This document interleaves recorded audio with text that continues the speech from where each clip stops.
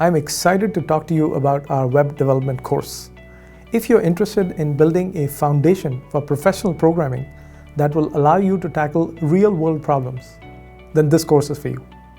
This course focuses on web app development and covers all the basics that are essential to developing your programming skills.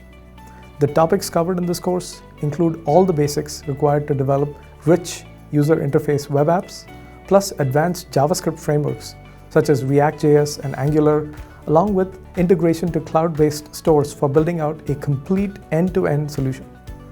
This course is the first step to start building your career in the IT industry. You'll also participate in immersive, industry-oriented, hands-on projects where you will experience agile programming methods, code reviews, automated testing, and more. This course is open to students with no prior background in computer science or programming, and it's suitable for anyone who's interested in learning web development.